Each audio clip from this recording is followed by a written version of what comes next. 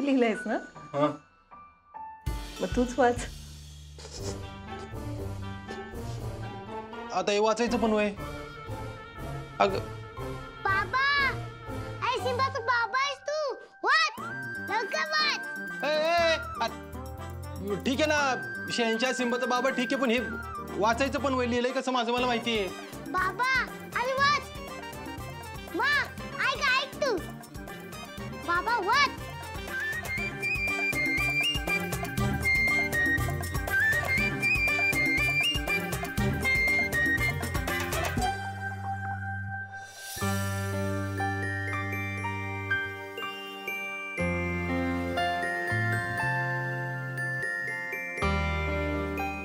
प्रिय आप्पे, याच गावातला एक साधा दिसणारा आणि साधा राहणारा मुलगा होता, ज्याला स्वतःचा आनंद स्वतः शोधायला आवडत होता. माझ्या आवडत्या कामाच्या रूपात मला पहिला आनंद मिळाला, पण ते काम एखाद्या व्यक्तीचा आदर्श डोळ्यासमोर ठेवून करावं अशी माझी लई इच्छा होती. माझं नशीब पण बघ ना किती भारी. मला ती व्यक्ती माझ्या बायकोच्या रूपात मिळाली. माझं आयुष्य बदलून गेलं ग, बहरून गेलं. मी आत्ता म्हणलं तसं माझा आनंद मी शोधला, पण तो मला टिकवता नाही आला. नको त्या गोष्टी डोक्यात ठेवल्या आणि कित्येक दिवस स्वतःबरोबर तुला पण त्रास दिला मी आप्पे. चूक कोणाची पण असो, पण चुकीच्या गोष्टी डोक्यात ठेवण्याची पुढची चूक मी केली आप्पे, आणि आपण एकमेकांपासून दुरावलो गो. आप्पे तुला माहित असेल नसेल, पण आत्ता सांगतो, तुझ्याशिवाय मी फक्त जिवंत होतो ग. ज्याला जगणं म्हणतात ना, ते संपलं होतं माझ्या आयुष्यातून.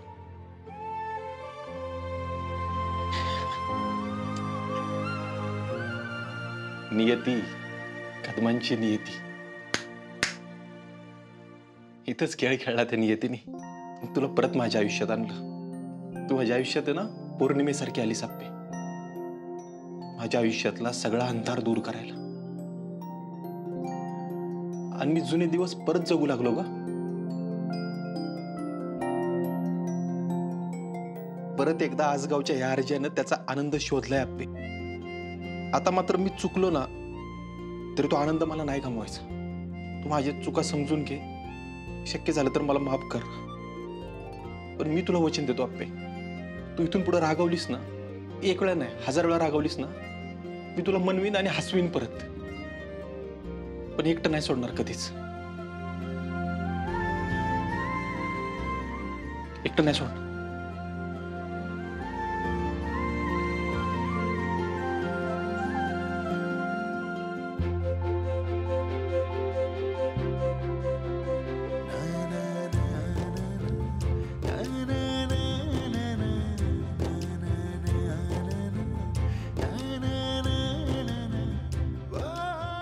तू ब्रह्मकमळ माझे कित्येकदा रुजते. तुला हसवण्या फुलवण्या मला पुनवेची रात पुरून उरते. Appe, I love you. I love you Appe, I love you Appe.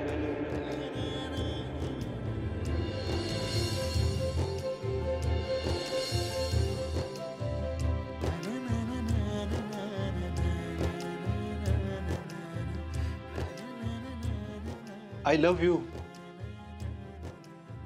I love you, आप्पे.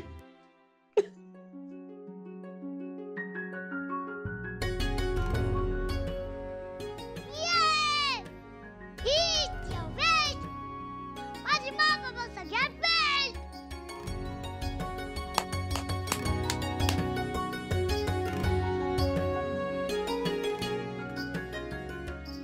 अर्जुन, माझ्याकडून पण सॉरी, पण आता इथून पुढे मी तुला सोडून कधीच कुठेच नाही जाणार. एक नंबर सिम्बा, मिशन सक्सेसफुल झालं. आता मा केलं की माझा बाबा फक्त आणि फक्त मावर प्रेम करतो.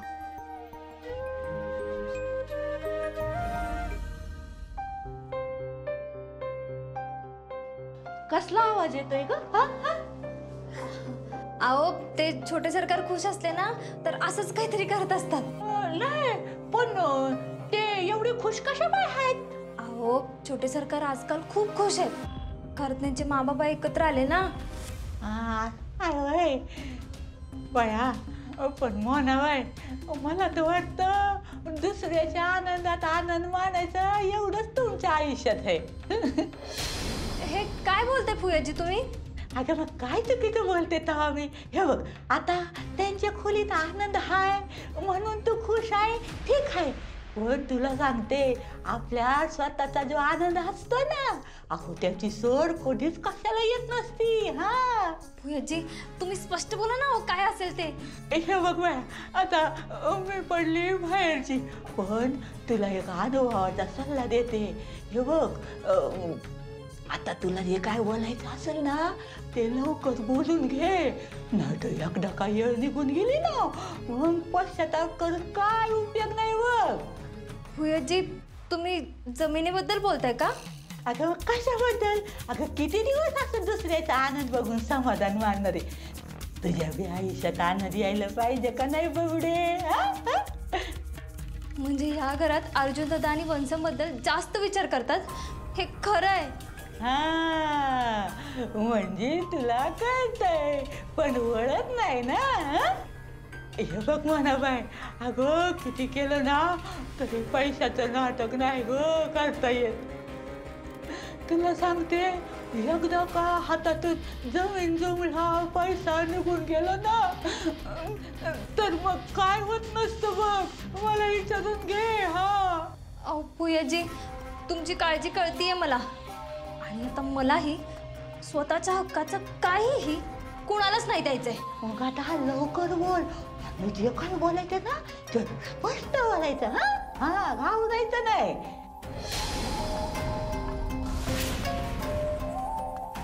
ठीक आहे फुयाजी.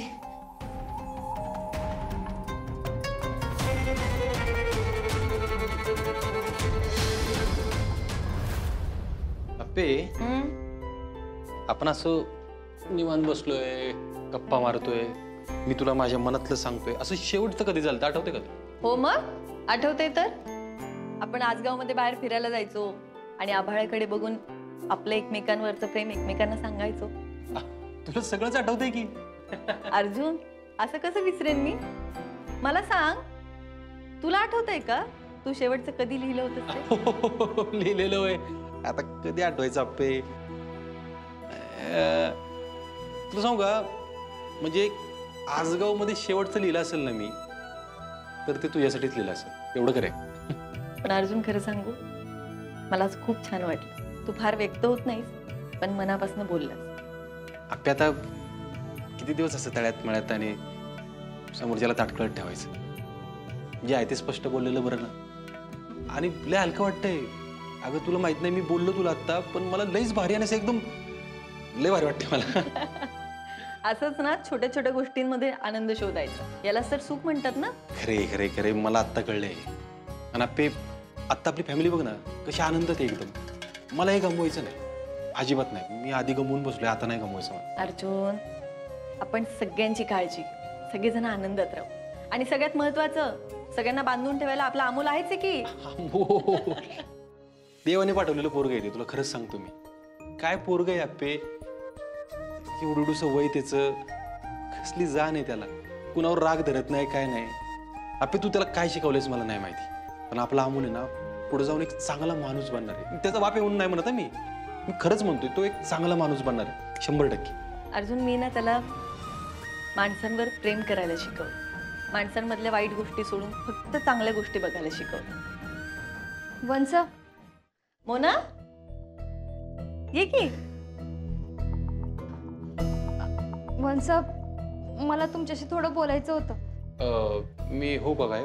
नाही नाही, अहो तुम्ही थांबा, चालेल. मोना, काय ग, काय झालं तुला? काळजीत दिसतेस तू. अहो वंस, काळजी आहेच. हे बघा, आता मी तुम्हाला जे काही बोलणार आहे त्याचा तुम्ही प्लीज चुकीचा अर्थ नका घेऊ, पण तुम्ही दोघं आता एकत्र आलात त्याबद्दल मला खरंच खूप आनंद होतो. आणि छोटे सरकार पण आता खूप खुश आहेत. पण वंस, अहो माझ्या आनंदाचं काय हो? एक मिनिट, तुला जे बोलायचं आहे ना ते स्पष्ट बोल. अहो बापूंनी सगळी जमीन छोटे सरकारांच्या नावावर केली आहे. मग मी आणि यांनी काय करायचं तुम्हीच सांगा. अहो आता एक ठीक आहे, पण पुढे जाऊन आमच्या भविष्याचा विचार मलाच करायला हवा ना. मग काय म्हणणं आहे तुझं? अहो सगळी जमीन छोट्या सरकारांच्या नावावर करणं हा स्वार्थीपणा नाही का? हे वागणं पटतं तुम्हाला?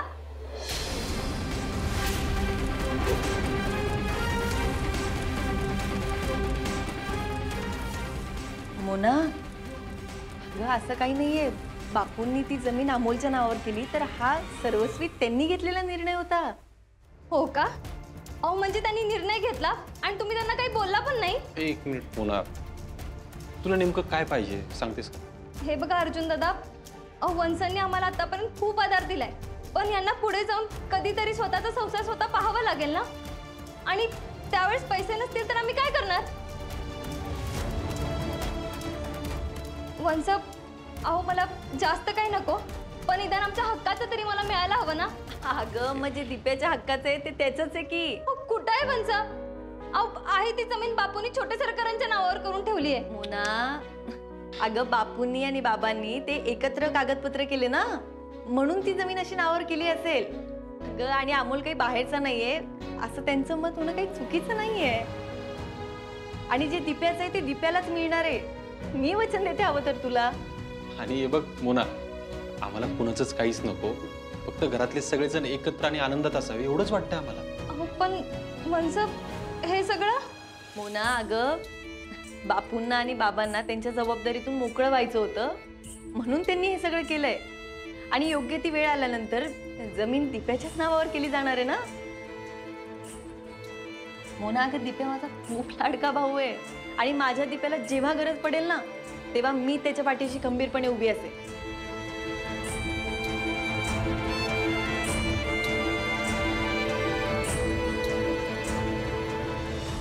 अहो वंस, मोना मोना, तू बस इथं, बस इकडे.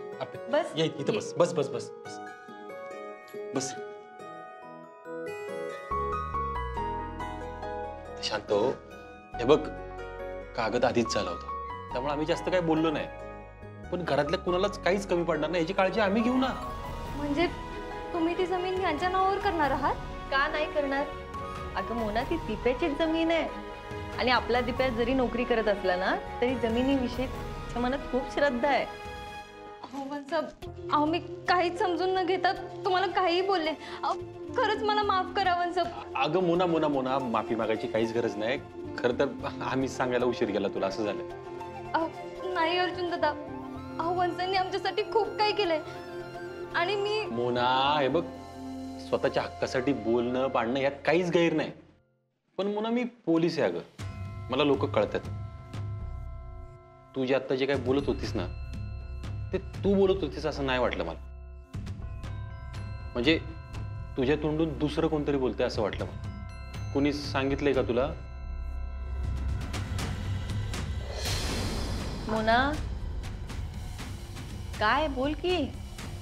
अहो वंस, मला फुयाजी म्हणल्या की बोलायला जर उशीर केला ना तर तुझी जमीन तुझ्या हातातनं निघून जाईल. मला वाटलंच होतं, मला शंका होतीच. काय झालं वंस? हे बघ मोना, मला त्या फुयात जे आपल्या घरातल्या विषयाबद्दल बोलतात ना हेच चुकीचं आहे. अगं त्या बाईला भांडणं लावायच्यात आपल्या घरामध्ये. अहो पण अर्जुन दादा, त्या असं का करतील? अहो त्या तर आताच आल्यात ना. मोना, काही गोष्टींना योग्य ती वेळ येऊ द्यावी लागते. जाऊ दे, सोडते.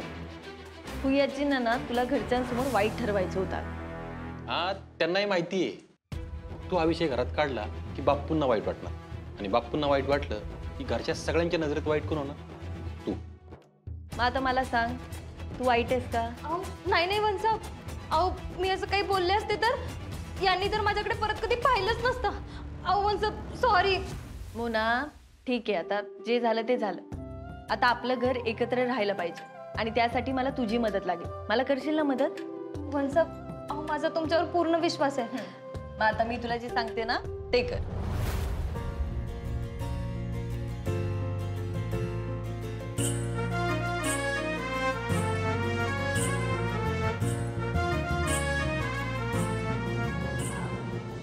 त्यांचं. अहो आता असं केल्याशिवाय त्यांची खोड मोडणार नाही.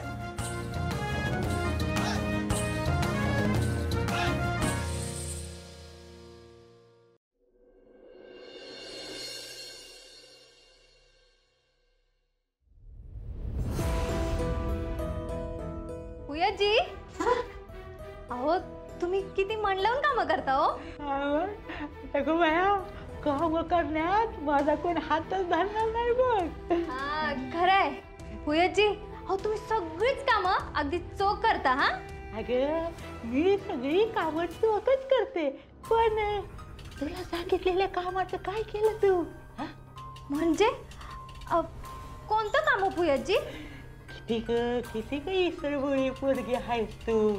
अगं मी नाही का सांगितलं होतं ते जमिनीचं मॅडम जवळ म्हणून विचार. अच्छा अहो केलं की मी सोडते की काय मोना. अहो तुम्हाला सांगते मी वंशांना जाऊन स्पष्ट विचारलं. म्हणलं तुम्ही आमची जमीन आमच्या नावावर करणार आहात का नाही. आता गोव्या खरंच का काय? वा वा.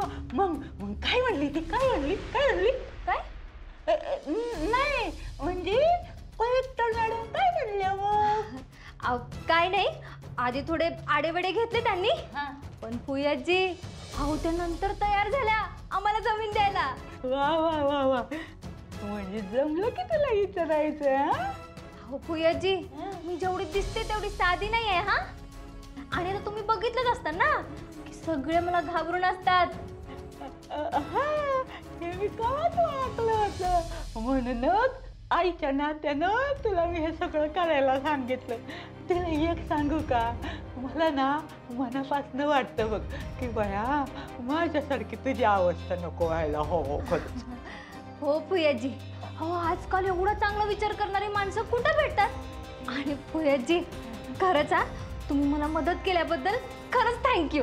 असू दे एवढं काय नाही. हे बघ तुला तुझ्या हक्काची जमीन मिळाली ना की मग त्याच्यातच मला आनंद आहे. असं कसं? आता आईच्या नात्यानं तुम्ही एवढं केलं तर लेकीच्या हातचा तुम्हाला लाडू खावा लागेल ना. हे बघा. अहो जी फक्त तुमच्यामुळे आम्हाला आमची जमीन मिळाली, तर हा आनंदाचा दिवस साजरा केला पाहिजे ना. अहो हे घ्या, तुपातला रव्याचा लाडू आहे. तुम्ही खा आणि मला सांगा की कसा झालाय ते. मला ना लय लाडू आवडतात. पहिले मी लय लाडू खायचे, आता हे तर खात नाही. आधीपासून तू असती ना मग तुला कळलं असतं बघा. काय काय नाही खाते मी. लय आवडतं मला.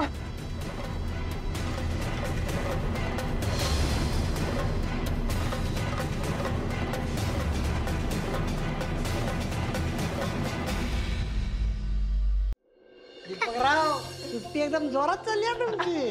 आजोबा, मामाने मी सुट्ट्या आहे तो पण भरपूर खेळणार. काय मामा? येस भांजे. मला काय वाटतं माहितीये का दिप्या, तू अजून तुझ्या सुट्टीचा पुरेपूर वापर करून घेतला नाहीस. म्हणजे अरे म्हणजे काय, ते मोनाला एकदाच फिरायला घेऊन गेलायस, त्याला काय अर्थ आहे. दाजीबा इथं एकदा घेऊन जायचं अवघड झाले. मोना म्हणजे आहे ना शॉपिंगचा भला मोठा कार्यक्रम आहे. एकदा का सुरू झाला की कधी संपल्याची गॅरंटी नाही. वा वा वा वा. हो तुम्ही किती हळू बोलला ना मला चांगलंच ऐकू येतं बरं का. आणि अर्जुन दादा तुम्हाला सांगते, अहो यांना ऑफिसला जायला कपडे जरी नसतील ना तरी यांच्या लक्षात नाहीयेत. हो जे आहेत ना तेच अडकवतील आणि जातील. पण नवीन कपडे घ्यायचा यांना कंटाळा येतो ना, तर आता तुम्हीच मला सांगा ह्या सगळ्या गोष्टी मलाच लक्षात ठेवाव्या लागतात ना. मोना तुझं एकदम बरोबर. दिप्या काय रे, तिला नेहमी बाहेर घेऊन जायचं म्हटल्यानंतर कंटाळा का करतोस तू. हा आप्या बरोबर आहे तुझं, मला पण हे जाणवतंय. अहो बापू तसं नाही, घरातली कामं पण उरकायची आहेत ना, आणि अशी सुट्टी परत कधी मिळेल सांगता येत नाही. हा आणि मलाही कुठे आज बाहेर नाही जायचंय बापू. मम्मा, म्हणजे तू शॉपिंगला जायचं नाही? का हो छोटे सरकार? नाही पण मोनाला शॉपिंगला जायचं नाही, फिरायला जायचं नाही म्हणजे दिप्या योगा करताना सकाळी सूर्य नक्की योग्य दिशेला उगवलाय ना, बघितलंस का तू? बापू, अहो त्याला कारण आहे ना. आणि आज घरात माझी जरा जास्त गरज आहे. म्हणजे का? अहो म्हणजे अहो या भुयाजी. अहो चहा द्या यांना.